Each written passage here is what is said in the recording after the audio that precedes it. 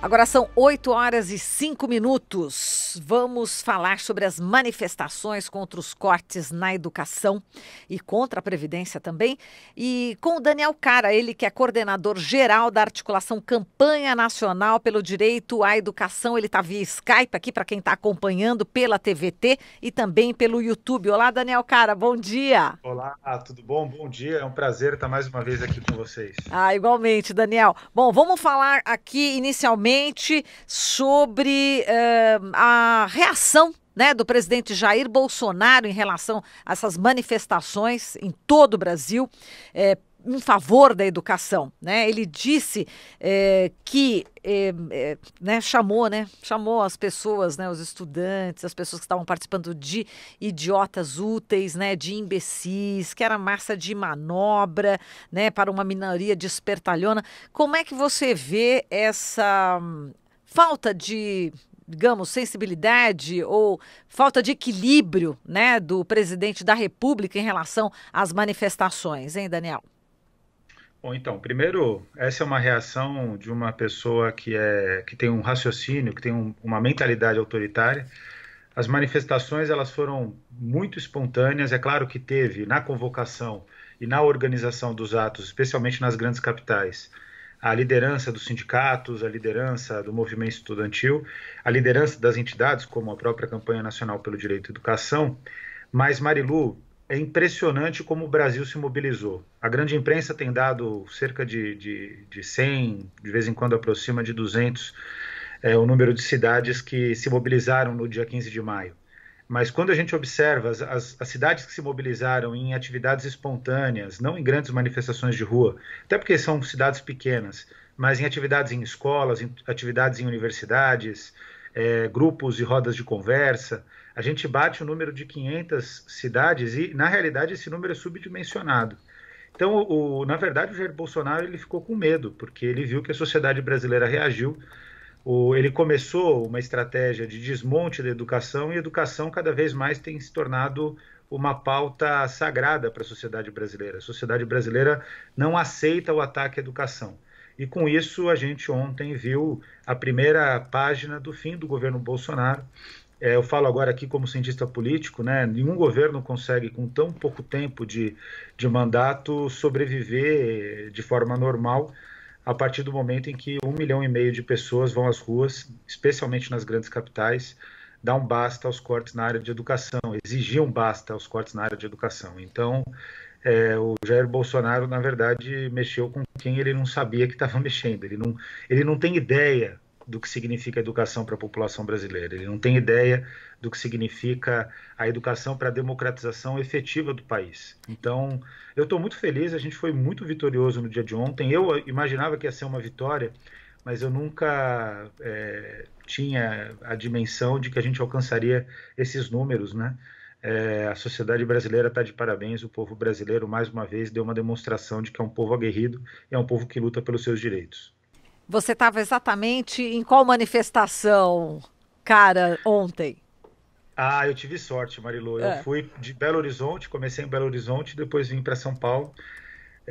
Tive aqui, tive no carro de som, me coube, né? Porque as pessoas não sabem como funcionam as manifestações, mas a gente tem uma discussão sobre qual é a pauta de cada um ali no carro de som, o que cada um vai trazer, e eu fiquei responsável por apresentar os números, né, da manifestação e também por falar de um autor que tem sido muito atacado pelo Paulo Freire, que talvez represente a maior vitória do Brasil em termos de produção intelectual, que é o Paulo Freire. Na minha opinião, Paulo Freire e Florestan Fernandes são os dois grandes intelectuais brasileiros, junto com Anísio Teixeira.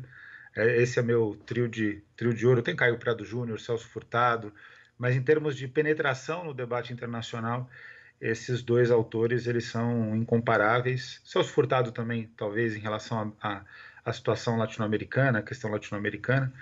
E aí eu fiz a defesa do Paulo Freire e foi lindo viver 250 mil pessoas gritando Viva Paulo Freire e afirmando que a gente quer uma escola que nunca existiu, mas uma escola pautada no Brasil, né?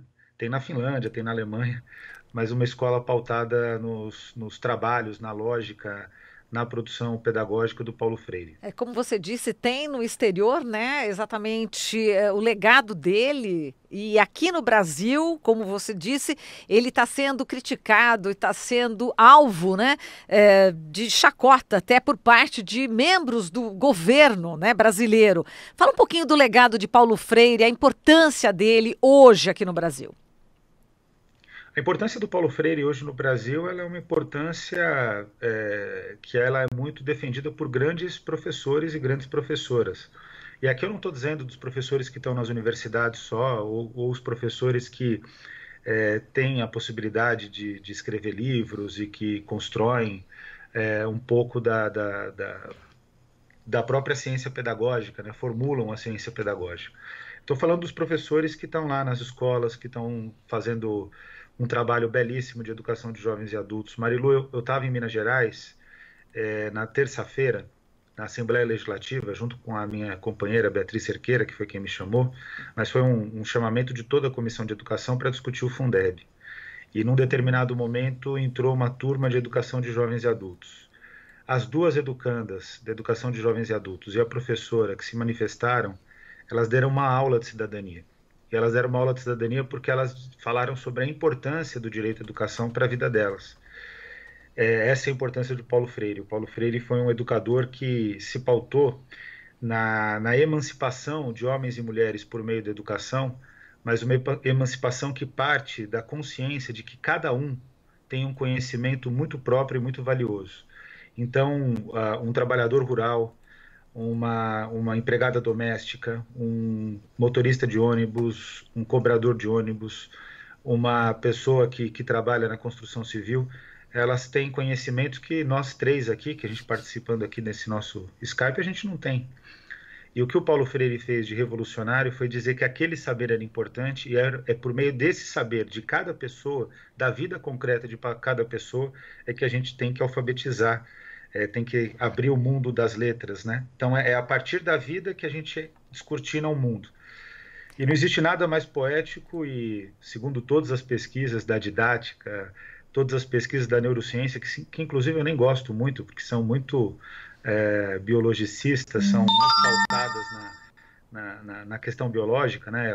E por isso elas têm um limite, mas mesmo a neurociência comprova que o Paulo Freire, ele mais do que tinha razão, ele desenvolveu uma pedagogia revolucionária. Eu tenho muito orgulho de ser brasileiro e poder dizer que eu sou da mesma nação que o Paulo Freire. Muito bem, você tocou aqui nessa questão do Fundeb e a gente viu que o ministro da Educação, o Weintraub, Abraham Weintraub, disse que vai cortar, né? Vai ter esse contingenciamento, não é corte, contingenciamento nas universidades, nos institutos federais, mas vai dar uma atenção ao ensino básico, ensino fundamental. Mas teve um corte de 40% do Fundeb, não é isso? O que acontece com o Fundeb, a gente conseguiu preservar razoavelmente. O corte que aconteceu, ele é um corte nos programas do Ministério da Educação que são auxiliares ao Fundeb, né?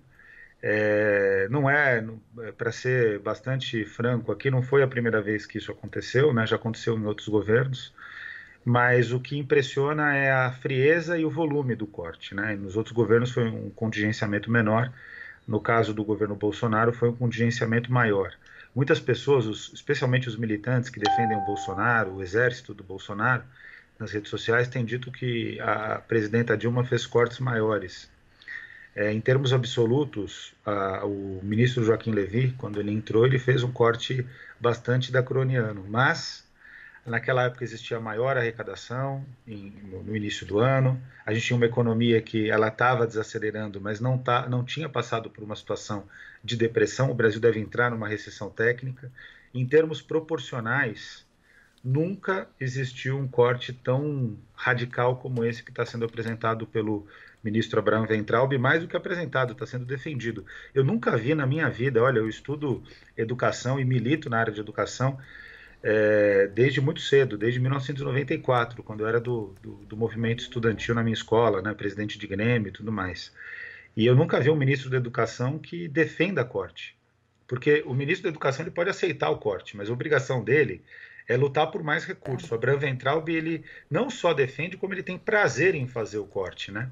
Então, o Fundeb, a educação básica foi prejudicada, e aí fica uma questão que você trouxe na sua fala, Marilu. É impressionante como o ministro não entende de educação, não entende de política educacional. A educação básica, ela contempla a educação infantil, ensino fundamental, ensino médio e as modalidades da educação, que inclui a educação técnica profissionalizante, que no caso ocorre no ensino médio. Então, é educação técnica profissionalizante de nível médio, conforme inscrito na LDB, na Lei de Diretriz e Base da Educação Nacional. E sequer esse conceito de educação básica, que para resolvê-lo só basta ler a lei, o ministro Abraham Weintraub domina. Então, ele não veio para a educação para construir a educação. Aliás, o governo Bolsonaro não veio para a presidência da República, não conquistou a presidência da República para fortalecer o Brasil. Ontem, por exemplo, a maior manifestação de rua do governo Bolsonaro, e é uma manifestação que começa num patamar muito alto, 1,5 milhão de pessoas, ele estava no Texas, em Dallas, tentando uma agenda com o Bush que sequer conhecia ele, o ex-presidente dos Estados Unidos. Então, é um governo, Jair Bolsonaro, Abraham Weintraub, Paulo Guedes, Sérgio Moro, né, sempre bom lembrar, Sérgio Moro também, representam um governo que não está preocupado em construir uma nação. Perfeito. Glauco Faria, aqui também participando. Daniel, ontem o ministro Weintraub, ali na sua convocação, atendimento à convocação por parlamentares na Câmara dos Deputados, ele falava muito de gestão técnica e na apresentação dele, gestão técnica orientada à entrega de resultados, sempre tentando fazer um contraponto ao que ele chama de ideologia. Aliás, como vários políticos, aqui em São Paulo, o governador João Dória também é expert em fazer esse tipo de contraponto entre uma coisa e outra, como se na verdade existisse de fato esse contraponto em alguns temas. Mas eu queria que você falasse a respeito disso e principalmente do que seria uma gestão técnica na política de alfabetização. Por exemplo, você citou Paulo Freire e o Ministério da Educação do governo Bolsonaro parece desprezar todo esse conhecimento acumulado por meio da aplicação do método freiriano nas políticas de alfabetização. Então eu queria que você falasse a respeito dessa dualidade entre gestão técnica e gestão ideológica que o ministro tenta apresentar e como isso pode afetar as políticas de alfabetização do Ministério. Bom dia, Glauco. É um prazer falar contigo também. Essa é uma questão bastante delicada, Glauco, porque, na verdade, primeiro é preciso desconstruir essa polarização entre gestão técnica e gestão política ou que eles chamam de ideológica, né? Por quê? Porque na gestão pública, a questão técnica em si também é uma questão política, né? Porque ela determina opções. Em termos de políticas públicas, aí tem uma longa bibliografia na área de políticas públicas que vão afirmar exatamente esse aspecto, que toda decisão é uma decisão eminentemente política e que a política se expressa na decisão, inclusive quando faz opções técnicas. Então é importante separar esse joio do trigo, né? A questão política e a questão técnica, elas devem caminhar de forma conjunta, né? Então não dá para querer dizer que uma política é eminentemente técnica ou ela é eminentemente ideológica ou política. Ela sempre vai ser as duas coisas. Um governante no Brasil, ele tem que ter clareza, e olha que isso é algo que é difícil, viu, de ter essa clareza.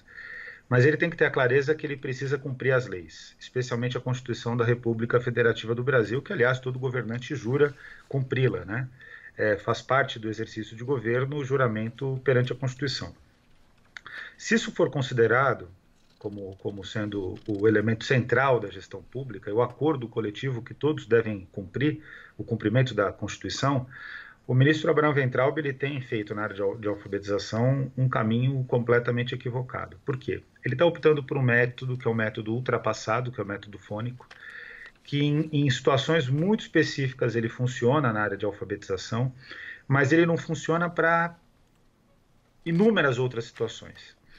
E a boa pedagogia ensina que o professor, quando ele é um bom professor, ele sabe utilizar as diferentes tecnologias, as diferentes construções pedagógicas, as diferentes teorias pedagógicas para poder alfabetizar aquela criança.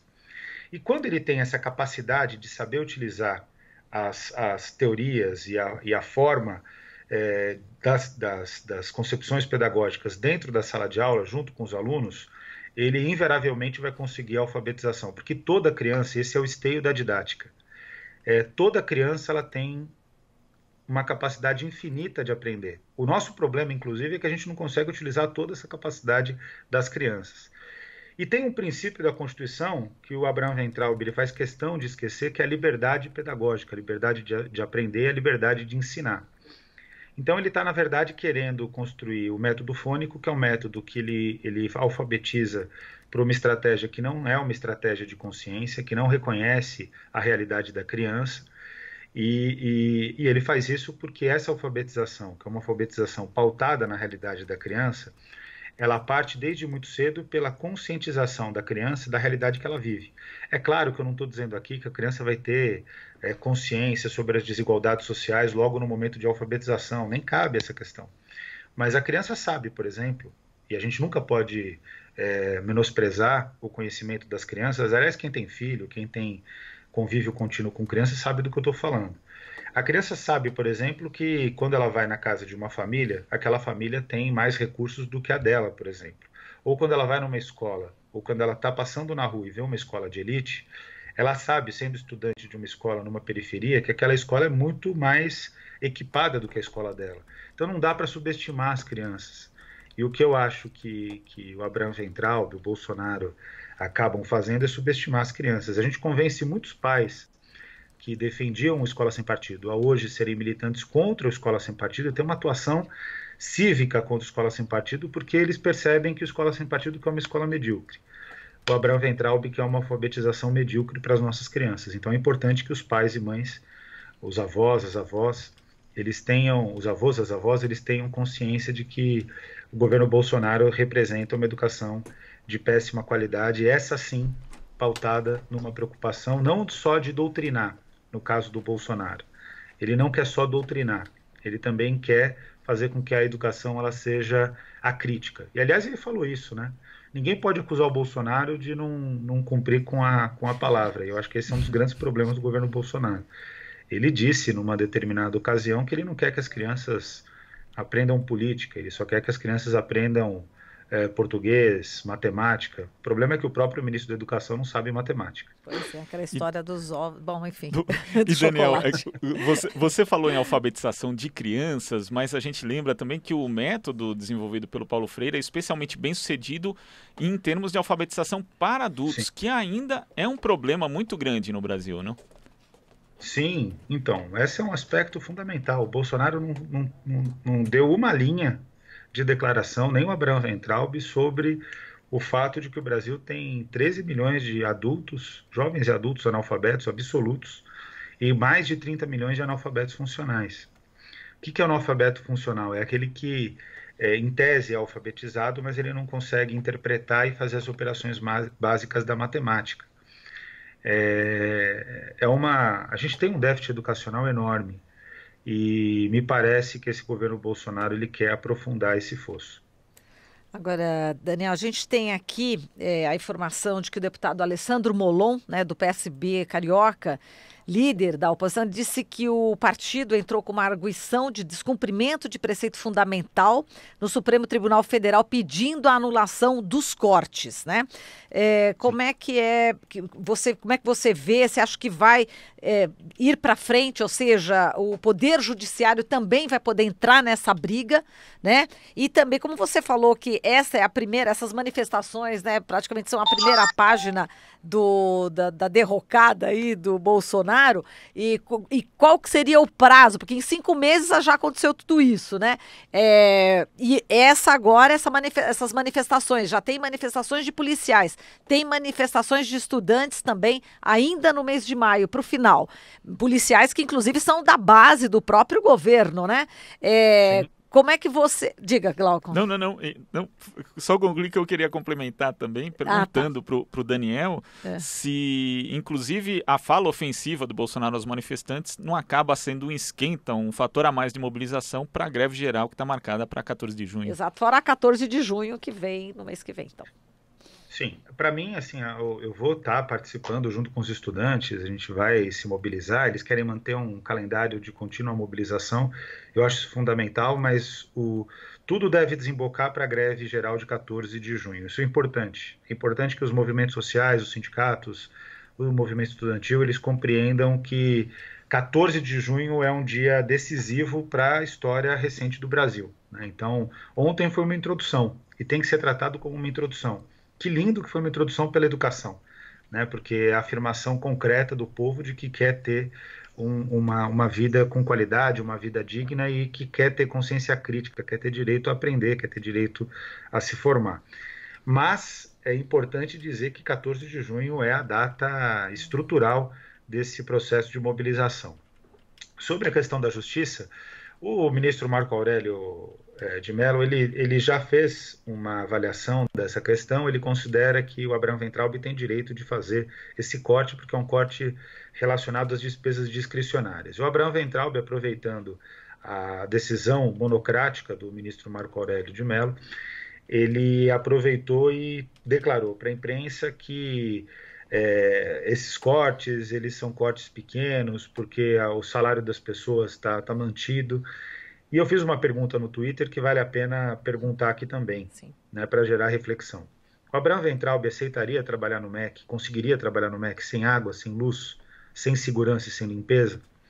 O ministro Marco Aurélio de Mello, ele conseguiria trabalhar no Supremo Tribunal Federal sem esses serviços básicos, sendo que o Supremo Tribunal Federal recentemente, inclusive pediu numa licitação pública lagosta, enfim, teve aí uma demonstração de pouca preocupação com a situação do país.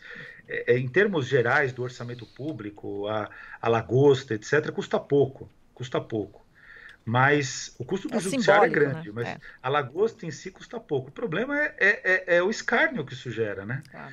Mas, na realidade, a via judicial ela é importante, por quê? Porque o juiz ele decide não com base só nas leis, mas também com base na política, na expressão das forças políticas. E, certamente, a partir de ontem, as decisões do Supremo Tribunal Federal vão ser diferentes. Por quê? Primeiro, porque eles erraram na primeira decisão. E é importante que o Brasil sempre tenha clareza disso. O ministro do Supremo não é Deus, ele também erra. E, segundo, além deles terem errado na primeira decisão, eles podem reformar essa decisão, que foi monocrática do ministro Marco Aurélio de Mello, porque a sociedade se manifestou, a sociedade reagiu, a sociedade deu um basta para o Bolsonaro. Os cortes eles até podem continuar por algum tempo, porque é um governo que não se preocupa com a população. Mas certamente o governo Bolsonaro ele diminuiu ontem, diminuiu muito ontem. E ele já diminuiu em 5 meses. Eu não sei quanto tempo esse governo dura, pode ser até que ele chegue até o final do mandato. Mas certamente o bolsonarismo ele começou a acabar ontem. E sem o bolsonarismo é muito difícil que o Bolsonaro sobreviva. Exato. Agora, qual a avaliação que você faz também em relação à política interna, né, do próprio governo, né, entre eles, que existe muita confusão, né, e também essa movimentação do Centrão no Congresso, até o Carlos Bolsonaro né, já denunciou que estão querendo fazer o impeachment do pai, né, existe já essa, enfim, já está rodando aí pelo Twitter, pelas redes sociais. Como é que você vê essa briga interna política? Olha, o impeachment é muito cedo para se concretizar, né? Eu acho que o Carlos Bolsonaro, na verdade, ele está dando uma ideia para os parlamentares, né? A provocação dele, na verdade, só estimula, só alimenta o processo, um eventual processo de impeachment, né? Indubitavelmente, o general Hamilton Mourão, ele demonstra ter maior preparo para o exercício da presidência da República. Não por grandes méritos, é porque ele tem mais preparo do que o Bolsonaro. Uma pessoa muito arguta me diria, nesse momento, que quem tem menos preparo do que o Bolsonaro vai ser difícil encontrar no país. Mas o fato é que a movimentação do Centrão ela acontece do jeito que ela sempre aconteceu. A diferença do Centrão nessa legislatura é que ele inclui, na prática, o PSDB e o Democratas. E antes o Centrão incluía partidos que são evidentemente fisiológicos, que não têm nenhuma linha ideológica. E por mais que a gente critique e discorde, né, o PSDB e o Democratas eles têm alguma linha ideológica, cada vez menos, né? Especialmente com a ascensão do Dória aqui em São Paulo, no caso do PSDB. Então, o Centrão ele está agindo como ele sempre age, ele tá obedecendo a biruta da sociedade. A sociedade começa a criticar o Bolsonaro ele não entrega para o Centrão aquilo que o Centrão quer,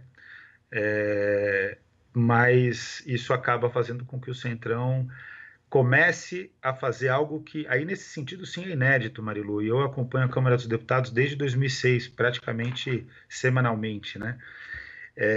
O que está acontecendo de novo é que, por incrível que pareça, o Centrão ele está se tornando um bloco parlamentar cada vez mais pautado em resolver questões que são questões de fato públicas. Eu, por exemplo, tive uma boa negociação com o Centrão para, no caso da reforma da Previdência, que nós somos contra integralmente, mas como uma introdução para que o Centrão ceda na questão dos benefícios de prestação continuada, na aposentadoria rural e também na aposentadoria dos professores. E é muito possível que esses três aspectos saiam, né, essas três questões saiam da reforma da Previdência. Então, o Centrão está agindo como ele sempre agiu. O que tá surpreendendo é que está aumentando em um degrau, que é pouquinho, viu?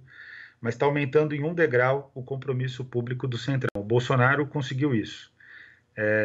Ele conseguiu fazer com que o Centrão, que foi totalmente submetido ao Temer, que aprovou reforma do ensino médio, reforma trabalhista, emenda constitucional 95, que matou o orçamento público por 20 anos, o que o Bolsonaro está fazendo é tirar do Centrão aquilo que ele nunca entregou para a República, que é algum grau de compromisso público, a tal ponto que o ministro Abraham Weintraub teve, um pouco antes da sua chegada na Câmara dos Deputados, uma declaração do Rodrigo Maia, melhor dizendo, do presidente da casa, Rodrigo Maia, de que Rodrigo Maia, considera que o teto dos gastos públicos, que ele foi um ardoroso defensor, vai criar o caos social no Brasil. Se o Rodrigo Maia tivesse ouvido a gente desde 2016, certamente o Brasil não estaria nessa situação, porque o teto dos gastos públicos praticamente inviabiliza as políticas sociais brasileiras. E quem sente isso é a população. Se você está num ônibus agora apertado, saiba que isso tem a ver com o teto dos gastos públicos. Se a sua escola não tem equipamentos, não tem água, não tem luz, se a escola não consegue funcionar com seu laboratório de informática, saiba que isso é decorrente também do teto dos gastos públicos. Então, é importante que o cidadão saiba que a decisão lá de Brasília, que é embalada pela grande imprensa, é embalada pelo mercado financeiro, tem um impacto direto na vida cotidiana do povo brasileiro. Tá certo, Daniel. A gente agradece aqui a sua participação. A gente explorou bastante você hoje. Muito obrigada aqui por toda a sua análise desse momento tão importante para o povo brasileiro, nessas manifestações que já acredito que sejam já um ponto na história do Brasil. Muito obrigada. Obrigado, é sempre um prazer conversar com vocês e Glauco, Marilu, toda a equipe de produção. Eu queria dizer que vocês fazem um trabalho fundamental de informação, de comunicação, de conscientização do povo brasileiro. Então, parabéns pelo trabalho de vocês, é sempre um prazer enorme estar aqui com vocês. Muito obrigada. Obrigado, Daniel. Valeu. Daniel Cara, coordenador geral da Articulação Campanha Nacional pelo Direito à Educação.